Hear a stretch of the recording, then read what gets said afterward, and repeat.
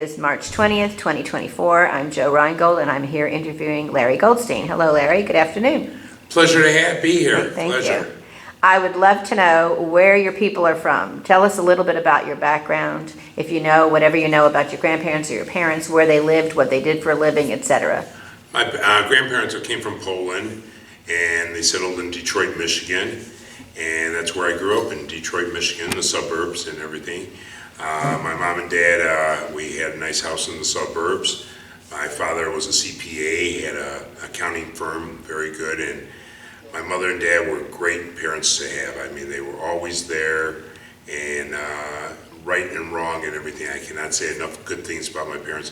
And my mother is 99 years old, and I just booked my plane ticket to go up there next month to be with her for her 99th birthday. Wow. And believe it or not, she still lives by herself. Wonderful. And she's just great, and she has all her marbles still in her head. If I took $20 out of one of her accounts, I guarantee you she'd be calling me and asking me.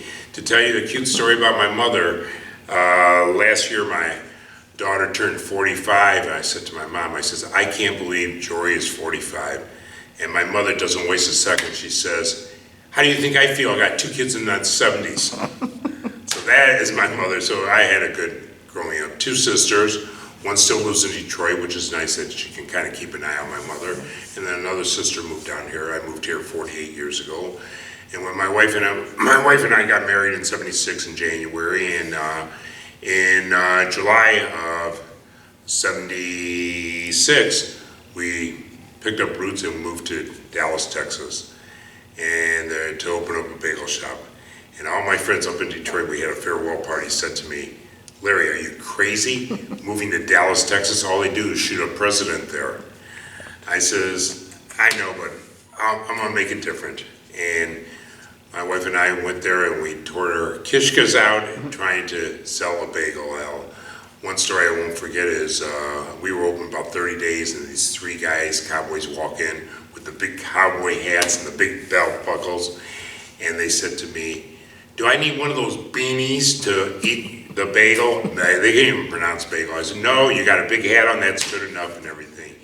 So the rest was history. I mean, we opened Bagel Scenes in September of '76, and it grew from a little bagel shop, and we had a little delicatessen counter. I referred to it as a Jewish McDonald's, because people walked up to the counter, they ordered what they wanted, and we brought it to them.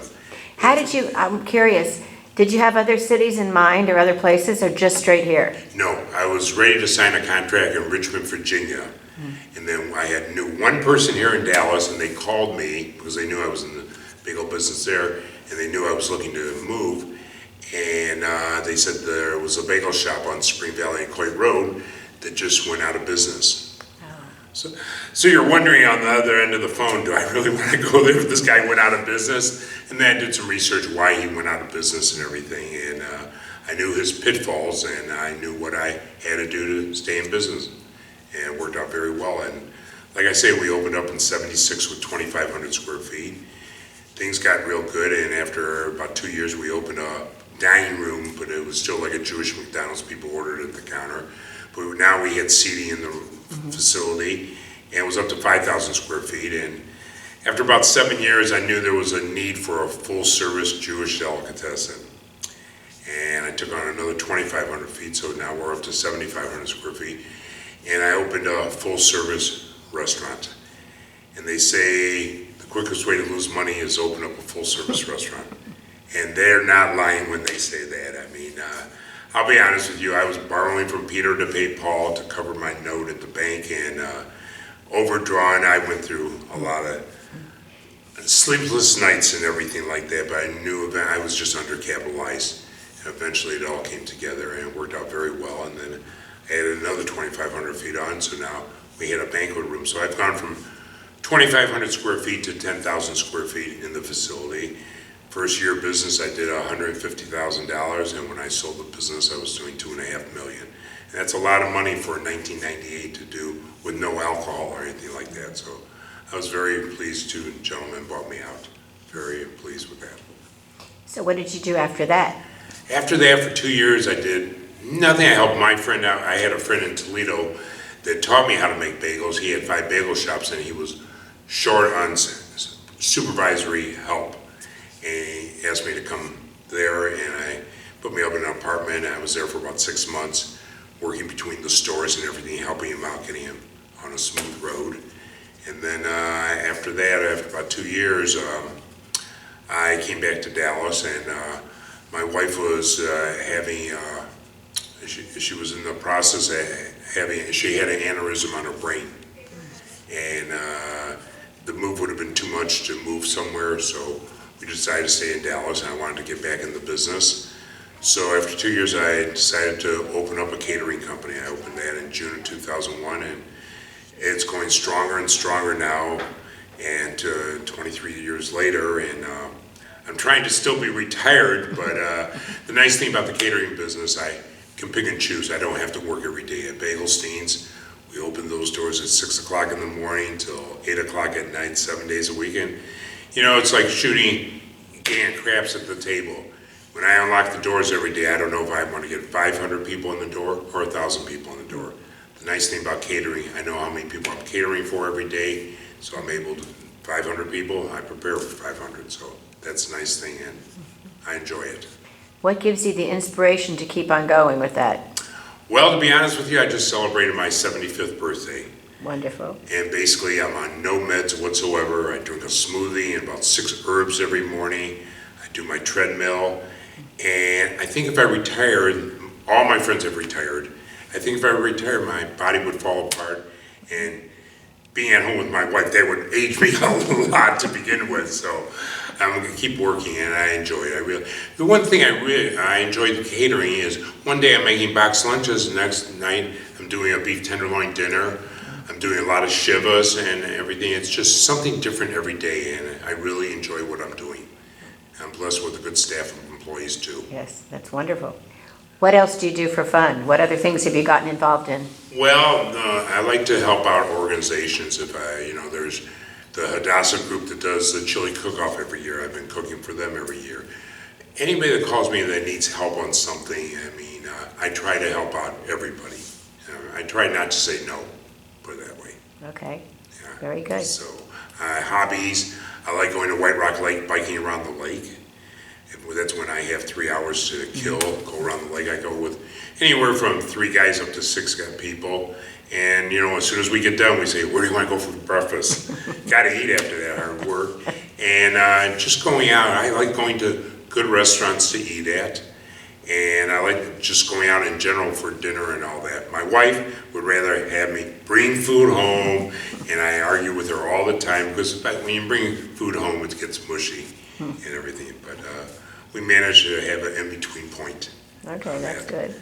And I've been fortunate to have a daughter who's 45, and my son is 43, and 5 beautiful grandchildren. Where do they live? Plano.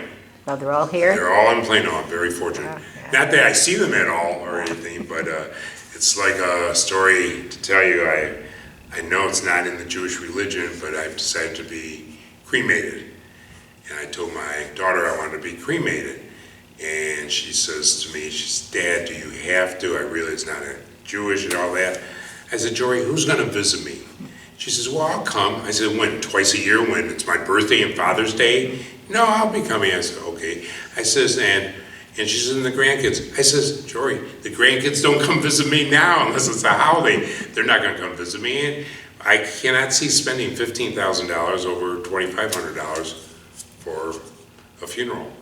I said, it'll be $12,000 more you inherit. So what other things do you like to do? Do you have time for anything else? Nothing. You're filled up. Filled up and very little time. I have just enough time, about 15 minutes in the morning to read a newspaper, and that's it. That's it. I still enjoy sitting at the coffee table, reading a real newspaper, turning the page. I don't like to read things on the internet. I don't blame you. Yeah. Do you have anything special you can think of that you worked on through the years, an activity or an event or some program that you're really proud of? Well, I was very active in the Dallas Restaurant Association, which has like 1,200 members, restaurants. And I went through the ranks and I became the president of the organization for a year, so it was very nice. And when I was president, I served up in Austin on the board of directors of the Texas Restaurant Association. So I felt like I was giving a lot back to my feedback and connections. I mean, we would, issues, we had to go knock on doors in Austin, some of the senators and everything, and ask them how we liked them to vote. And funny how it turns out that Florence Shapiro was one of the senators up there, and my daughter is married to Florence Shapiro's son now. This is before all that happened. Wow. So that's it. But I felt like I was giving a lot, and then there was another organization I really worked hard on called NACE, National Association of Catering Executives, and I was the treasurer of that local chapter, but I was involved in national too. I went to their conferences. One was in Hawaii, Chicago, one Washington. So I've really worked hard. It's like a couple of my friends would call the house at night and say to my wife, is he home or is he at his meeting of the night? So that was it. Very good. Tell me, you've been here a long time. 48 years. Yep. How have you seen, besides the obvious, how have you seen Dallas change through these years? It's changed. I mean, when I first moved here 48 years ago, thinking Dallas, Texas and everything, and I went downtown and it was a dump. I mean, I said, this is Dallas, Texas? And now I think Dallas has some of the finest restaurants in town. The downtown area is unbelievable. And every day I pick up the newspaper, I'm building more apartments here, apartments there. People are moving here left and right. I mean, it's on national news that we're one of the #1 cities in the United States. And go figure, Dallas was going to be the thing. Since then, my wife has 3 brothers. All 3 have moved here, but one has moved away. But the other 2 are still here, and my other sister's here, and they've all done very well for themselves. It's nice to have family around, right? Yeah, nice to have family around. And growing up, my dad was very important. Every Friday night I had to be at Shabbat dinner. And he didn't care about basketball games at the high school or anything. 8:01, myself and my 2 sisters were able to leave the house, but I did that for my kids too in our house, and I insisted on Shabbat, that them being at the table. And then Susan's brothers moved here, and bottom line, we outgrew our dining room, so I had to remodel my house. I changed my living room into a formal dining room, so we can accommodate 30 people in the dining room now. So, and it worked out. For a small Shabbat gathering, yeah, right? I love having family around. I love family. I usually do a break fast at the house.